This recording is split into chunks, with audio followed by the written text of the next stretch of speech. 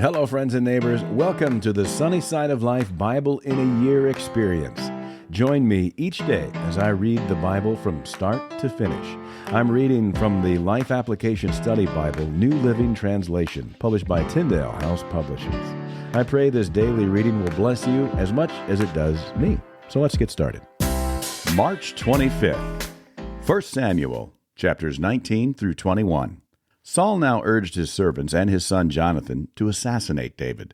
But Jonathan, because of his strong affection for David, told him what his father was planning. "Tomorrow morning," he warned him, "you must find a hiding place out in the fields. I'll ask my father to go out there with me, and I'll talk to him about you. Then I'll tell you everything I can find out." The next morning Jonathan spoke with his father about David, saying many good things about him. "The king must not sin against his servant David," Jonathan said. "He's never done anything to harm you. He has always helped you in any way he could. Have you forgotten about the time he risked his life to kill the Philistine giant and how the Lord brought a great victory to all Israel as a result? You were certainly happy about it then. Why should you murder an innocent man like David? There's no reason for it all." So Saul listened to Jonathan and vowed, "As surely as the Lord lives, David will not be killed." Afterward Jonathan called David and told him what had happened. Then he brought David to Saul, and David served in the court as before. War broke out again after that, and David led his troops against the Philistines. He attacked them with such fury that they all ran away. But one day, when Saul was sitting at home, with spear in hand, the tormenting spirit from the Lord suddenly came upon him again. As David played his harp, Saul hurled his spear at David. But David dodged out of the way, and leaving the spear stuck in the wall, he fled and escaped into the night. Then Saul sent troops to watch David's house. They were told to kill David when he came out the next morning. But Michal, David's wife, warned him, "If you don't escape tonight, you will be dead by morning." So she helped him climb out through a window, and he fled and escaped. Then she took an idol and put it in his bed, covered it with blankets, and put a cushion of goat's hair at its head. When the troops came to arrest David, she told them he was sick and couldn't get out of bed. But Saul sent the troops back to get David. He ordered them, "Bring him to me in his bed so I can kill him." But when they came to carry David out, they discovered that it was only an idol in the bed with a cushion of goat's hair at its head. "Why have you betrayed me like this and let my enemy escape?" Saul demanded of Michal. "I had to," Michal replied. "He threatened to kill me if I didn't help him." So David escaped and went to Ramah to see Samuel. He told him all that Saul had done to him. Then Samuel took David with him to live at Naioth. When the report reached Saul that David was at Naioth in Ramah, he sent troops to capture him.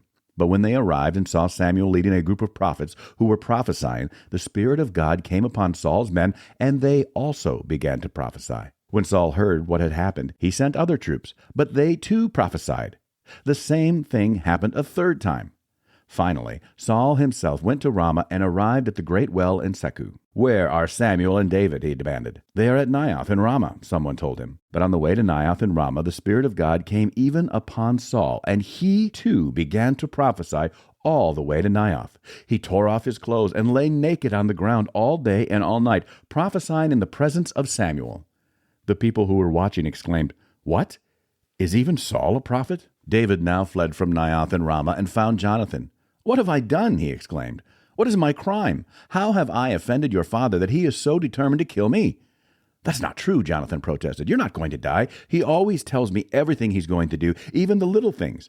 I know my father wouldn't hide something like this from me. It just isn't so."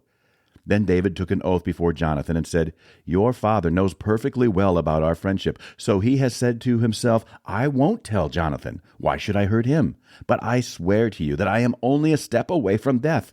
I swear it by the Lord and by your own soul.'" "Tell me what I can do to help you," Jonathan exclaimed. David replied, "Tomorrow we celebrate the New Moon Festival. I've always eaten with the king on this occasion, but tomorrow I'll hide in the field and stay there until the evening of the third day. If your father asks where I am, tell him I ask permission to go home to Bethlehem for an annual family sacrifice. If he says, 'Fine,' you will know all is well. But if he is angry and loses his temper, you will know he is determined to kill me. Show me this loyalty as my sworn friend, for we made a solemn pact before the Lord. Or kill me yourself if I have sinned against your father, but please don't betray me to him." "Never," Jonathan exclaimed. "You know that if I had the slightest notion my father was planning to kill you, I would tell you at once." Then David asked, "How will I know whether or not your father is angry?" "Come out to the field with me," Jonathan replied, and they went out there together. Then Jonathan told David, I promise by the Lord, the God of Israel, that by this time tomorrow, or the next day at the latest, I will talk to my father and let you know at once how he feels about you. If he speaks favorably about you, I will let you know. But if he is angry and wants you killed, may the Lord strike me and even kill me if I don't warn you so you can escape and live. May the Lord be with you as he used to be with my father. And may you treat me with the faithful love of the Lord as long as I live. But if I die, treat my family with this faithful love, even when the Lord destroys all your enemies from the face of the earth. So Jonathan made a solemn pact with David, saying, May the Lord destroy all your enemies. And Jonathan made David reaffirm his vow of friendship again, for Jonathan loved David as he loved himself. Then Jonathan said, Tomorrow we celebrate the new moon festival. You will be missed when your place at the table is empty. The day after tomorrow, toward evening, go to the place where you hid before, and wait there by the stone pile. I will come out and shoot 3 arrows to the side of the stone pile as though I were shooting at a target. Then I will send a boy to bring the arrows back.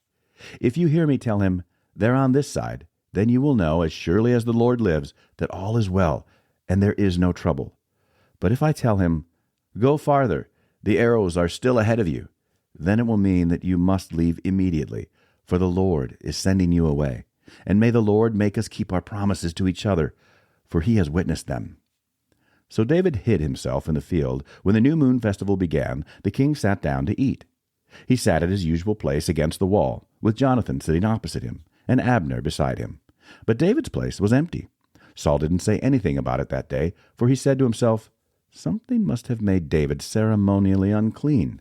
But when David's place was empty again the next day, Saul asked Jonathan, Why hasn't the son of Jesse been here for the meal either yesterday or today? Jonathan replied, David earnestly asked me if he could go to Bethlehem. He said, Please let me go, for we are having a family sacrifice. My brother demanded that I be there. So please let me get away to see my brothers. That's why he isn't here at the king's table. Saul boiled with rage at Jonathan. You stupid son of a whore, he swore at him. Do you think I don't know that you want him to be king in your place, shaming yourself and your mother? As long as that son of Jesse is alive, you'll never be king. Now go and get him so I can kill him. But why should he be put to death? Jonathan asked his father. What has he done? Then Saul hurled his spear at Jonathan, intending to kill him. So at last Jonathan realized that his father was really determined to kill David. Jonathan left the table in fierce anger and refused to eat on that second day of the festival, for he was crushed by his father's shameful behavior toward David. The next morning, as agreed, Jonathan went out into the field and took a young boy with him to gather his arrows. Start running, he told the boy, so you can find the arrows as I shoot them. So the boy ran, and Jonathan shot an arrow beyond him. When the boy had almost reached the arrow, Jonathan shouted, The arrow is still ahead of you! Hurry, hurry, don't wait! So the boy quickly gathered up the arrows and ran back to his master. He, of course, suspected nothing. Only Jonathan and David understood the signal. Then Jonathan gave his bow and arrows to the boy and told him to take them back to town. As soon as the boy was gone, David came out from where he had been hiding near the stone pile.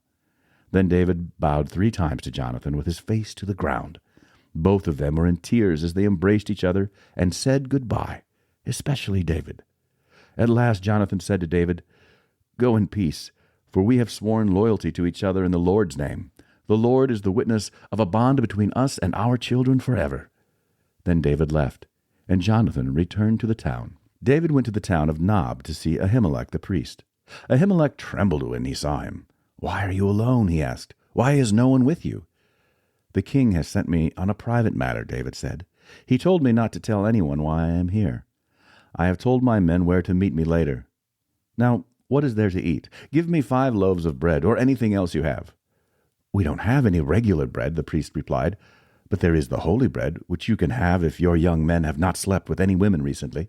Don't worry, David replied. I never allow my men to be with women when we are on a campaign. And since they stay clean, even on ordinary trips, how much more on this one? Since there was no other food available, the priest gave him the holy bread, the bread of the presence that was placed before the Lord in the tabernacle. It had just been replaced that day with fresh bread. Now Doeg, the Edomite, Saul's chief herdsman, was there that day, having been detained before the Lord. David asked Ahimelech, Do you have a spear or a sword? The king's business was so urgent that I didn't even have time to grab a weapon. I only have the sword of Goliath the Philistine, whom you killed in the valley of Elah, the priest replied. It is wrapped in a cloth behind the ephod. Take that if you want it, for there is nothing else here. There is nothing like it, David replied. Give it to me. So David escaped from Saul and went to King Achish of Gath. But the officers of Achish were unhappy about his being there. "Isn't this David the king of the land?" they asked. "Isn't he the one that people honor with dances, singing, 'Saul has killed his thousands, and David his 10,000s'?" David heard these comments and was very afraid of what King Achish of Gath might do to him. So he pretended to be insane, scratching on doors and drooling down his beard. Finally, King Achish said to his men, "Must you bring me a madman? We already have enough of them around here. Why should I let someone like this be my guest?" That's it for today, friends. Feel free to read ahead on your own. Before I go, let's share the Lord's Prayer together. Our Father who art in heaven, hallowed be thy name. Thy kingdom come, thy will be done, on earth as it is in heaven. Give us this day our daily bread, and forgive us our trespasses, as we forgive those who trespass against us. Lead us not into temptation, but deliver us from evil. For thine is the kingdom, and the power, and the glory forever.